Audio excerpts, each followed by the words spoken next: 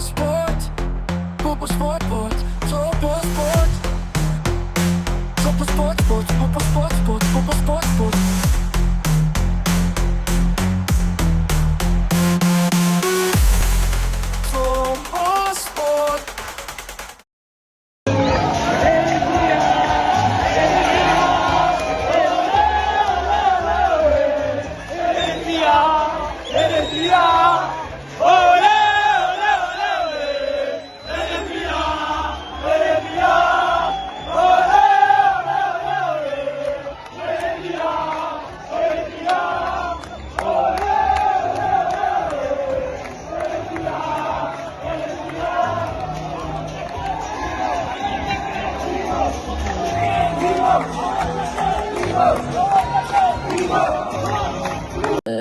ተቀዳሚት ጎል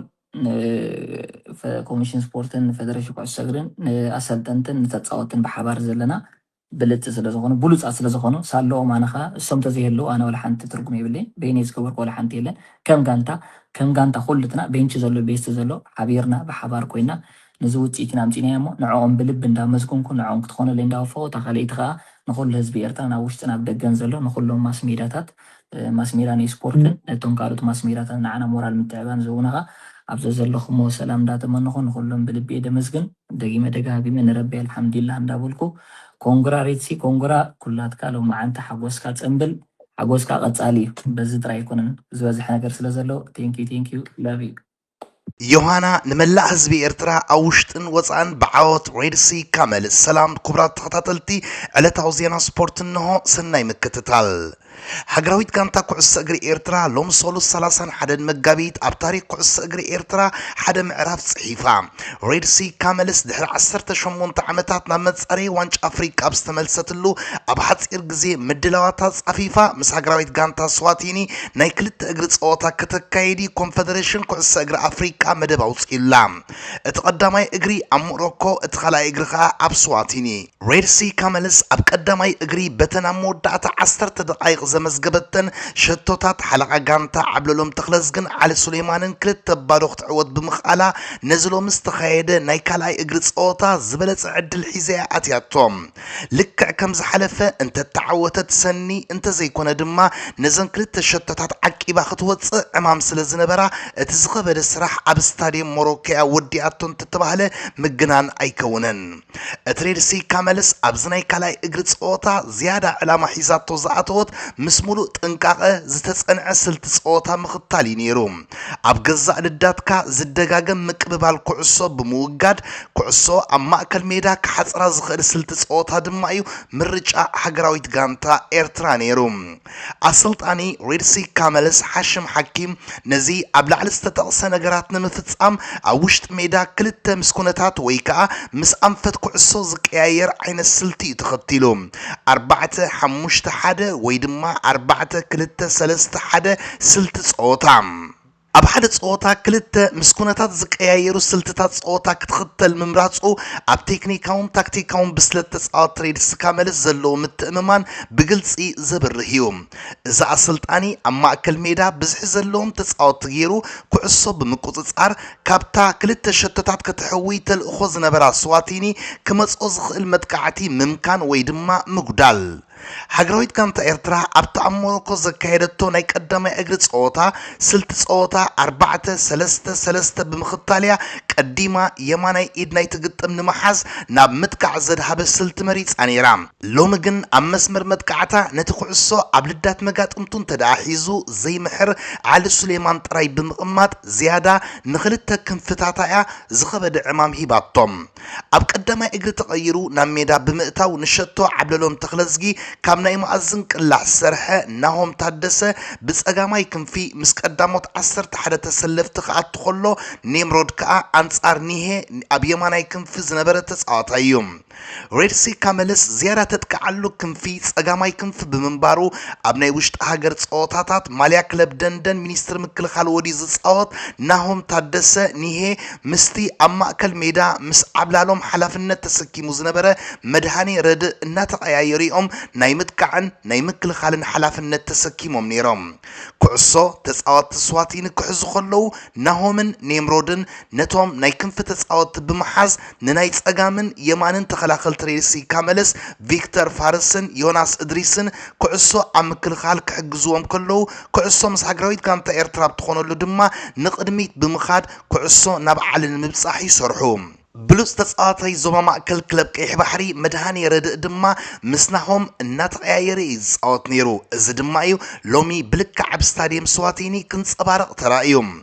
ናይ ቀዳማይ እብረ ጸወታ መጥቃዕቲ ዘይተራእየሉን ዝበዝሐ ክፋሉ ብሓጸርቲ ኳዕሳሱ ምቅብባል ዝተዓብለለን ነይሩ እዚ ድማ እቲ ሬድሲ ካመልስ ትደልዮ ዝነበረት ነገር እዩ ከም ውጽኢቱ ኣከፋፈልቲ ሬድሲ ካመልስ ተጻዋቲ ስዋቲኒ ክርስኑ ኣይደለይዎምን ንጸወታ ከዝሕልዎን ኣብ ማእከል ሜዳ ጥራይ ክሓጽርዎን ምኽኣሎም ጉሩም ብልሒ እዩ ነይሩ ከምኡ ስለ ዝኾነ ድማ እዩ ቀዳመይቲ ናይ ማእዝን ቅላዕ ዝረኸበት እታ ሸቶ ዘድልያ ዝነበረ ስዋቲኒ ዘይኮነት ኤርትራ እያ ነይራ ሙሉእ 45 ደቕ ድማ ንሓላ ውልዳት ኤርትራ ዮናታን ሱልጣን ዝፈተነቶ ቅላዕ ከይተራእየት ናብ ዕረፍቲ ምሪሕን ሬድሲ ካመልስ ናይ ዝዕለት ቀዳማይ ዕዮ ገዝኣ ሰሪሓ ዝተርፋ 45 ደቂቕ ጥራየን እዚ እውን ንሓንቲ ጋንታ ልዕሊ ክልተ ሸተታት ከተመዝግብ እኹል ግዜ ብምዃኑ ሬድሲ ካመልስ ሙሉእ ቅሳነት ዝህባ ይነበረን ሃገራዊት ጋንታ ኤርትራ ነዚ ጸወታ ክትቀትሎን ንስዋቲኒ ተስፋ ተቑርፃን እንተደኣ ኮይና ሸቶ ከተመዝግብ ጥራይ ነይሩዋ ኣብ ናይ ዕረፍቲ 15 ደቂቕ ድማ ስታፍ ምስልጣን እታ ጋንታ ነዚ ተልእኾ ንተጻወቲ ዝሃቡ እዮም ዝመስሉ ነይሮም ምክንያቱ ድሕሪ ዕረፍቲ ሬድሲ ካመልስ ልዳስ ስዋቲኒ ክደፍር 6 ደቂቕ ጥራየን ኣድሌና ብመንገዲ ብሉጽ ኣጥቃዓያ ዓሊ ሱሌማን እዛ ሸቶ ካብ ጀማምራኣ ክሳዕ መወዳእታኣ ኣብ ሰኪዕ ተዓልበሉ ፍሉይነት ነይርዋ እዩ ካብ ሓደ ጫፍ ሓላ ውልዳት ዮናታን ሱልጣን ክሳብ ካልእ ጫፍ ዓሊ ሱሌማን ተቃሚማ ዝመጸት ምዃና ድማ ፍሉይ ክብሪ ዝግባ እታ ካብ ልዳት ሬድሲ ካመልስ ዝተበገሰት ኩዕሶ ቪክተር ፋርስ ንማእከል ሜዳን ንተጻወቲ ስዋቲንን ጥሒሱ ኣብ ዝኸደሉ ክልተ ምርጫታት ነይርዎም ንዓሊ ከቐድመሉ ወይ ከዓ ናብ ጸጋማይ ክንፊ ናብ መድሃኒ ረድኢ ክልእኻ ኩዕሶ ናብ ዓሊ ገጹ ዝሰዳ እተጻዋታይ ካብ ጸወታ ወጻእ ክኸውን ስለ ዝኽእል ናብ መድሃኒ ናብ ጸጋማይ ክንፊ ይልኢኽዋ መድሃኒ ድማ ኣብ ክንዲ ብታሕቲ ኩዕሶ ብላዕሊ ቀሊዑ እዩ ንዓሊ ብጽሒሉ ዓሊ ኩዕሶ ኣብ ዝኾነ ክፋል ናይ ኣካላቱ ደው ከብላ ይመረጸን ብዝመጸቶ እዩ ኣብ ሰማይ ከላ ተገምጢሉ ሃሪምዋ ሓላ ውልዳ ስዋቲኒ በታ ሃንደበታዊ ቅላዕ ዓሊ ዝገብሮ ኣይነበሮን ጸጋመይቲ ኢዱ ዘርጊሑ እንተተወርወረ ክትርከብ ትኽእል ቅላዕ ኣይነበረትን ኣብ ሰኪዕ ዕዳኣ ተሰራሰረት ዓሊ ሱሌማን ብብልጽቲ ሸትኡ ንሃገራዊት ጋንታ ኤርትራ ናይ ሓደ ባዶ መሪሕነት ክትሕዛ ከሎ ስዋቲኒ ከዓ እቲ ክትሓኽሮ ሓሲባ ዝነበረት ጎቦ መሊሱ በሪኽዋ ናብ ጸወታ ክትምለስ ብውሕዱ 3 ሸቶታት የድልያ ነይሩ እዛ ናይ ዓሊ ሱሌማን ሸቶ ንጸወታ ሙሉእ ኣንፈቱ ቀይራቶ እያ ተጻወቲ ስዋቲኒ ኣብ ቅድሚኦም ዝነበራ 3 ሸቶታት እናማዕደው ክርበሹ ከለዉ በንጻሩ ተጻወቲ ሬድሲ ካመልስ ከዓ ኣብ ርእሲ ዝነበሮም ርእሰ ምትእምማን ተወሳኺ ሓይሊ ወሲኾም ንጸወታ ኣብ ሙሉእ ምቁጽጻር እትየሞም ሬድሲ ካመልስ ልክዕ ከምቲ ናይ ቀዳማይ እግሪ ናይ ሞሮኮ ጸወታ ኣብዚ ናይ ሎሚ ግጥሙን ካልእይቲ ሸቶ ንምርካብ ብዙሕ ግዜ ኣየድለዮምን ድሕሪ 5 ደቂቕ ናይዛ ብልጽቲ ሸቶ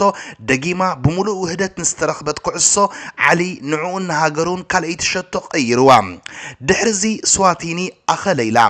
ኣብ ውሽጢ 35 ደቂቕ 4 ሸቶታት ትሕተት ስለ ዝነበረት ምስተን ኩዕሶ ካብ ሓደ ጫፍ ናብ ሓደ ጫፍ ካብ ቅድሚት ንድሕሪት ብጥበብ ሳገራ ዝነበራ የእጋር ሬድሲ ካመልስ እውን ክወዳደራ ከም ዘይክእላ ስለ ዝተረድአት ኪንዮ ስዕረት ካብ ምቕባል ካልእ ምርጫ ከም ዘየለ ይሓይሽ ኢላ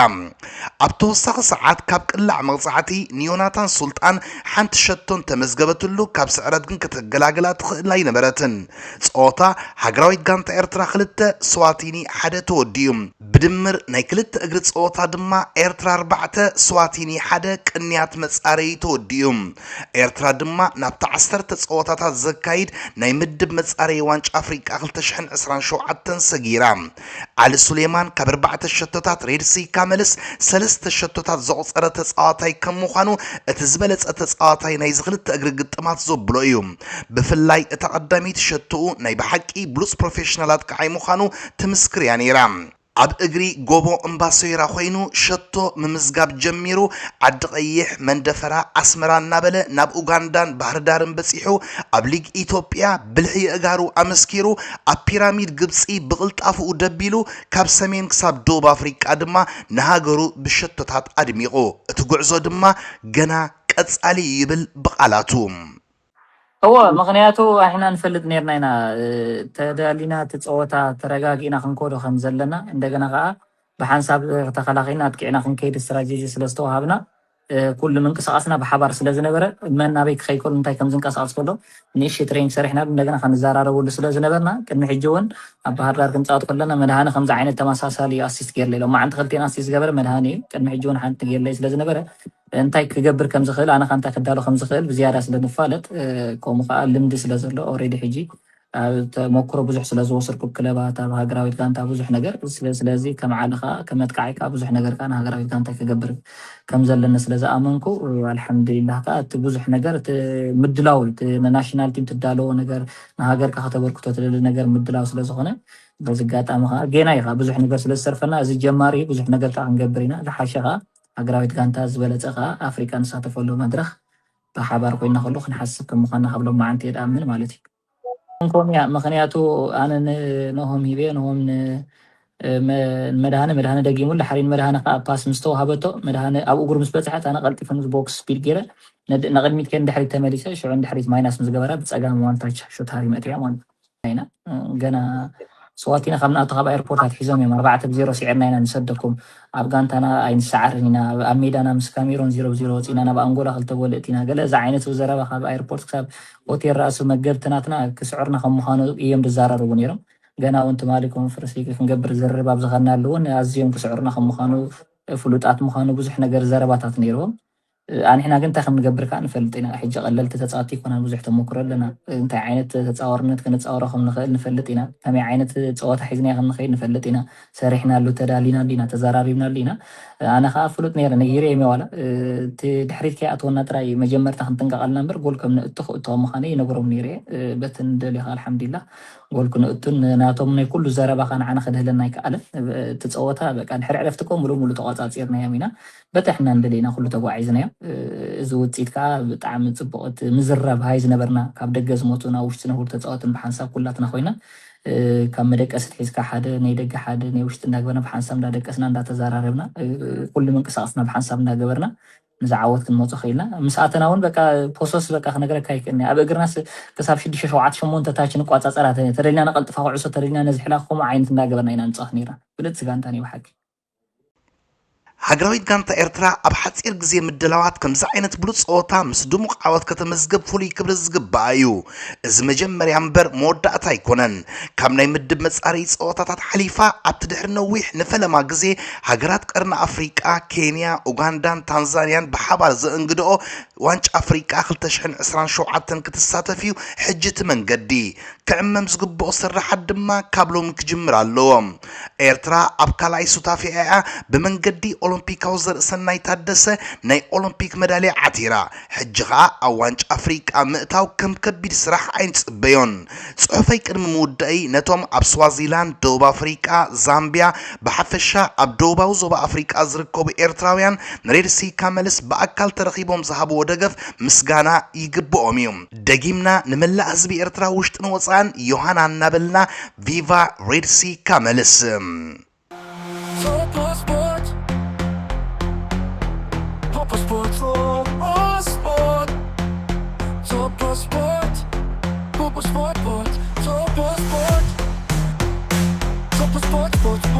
Sport,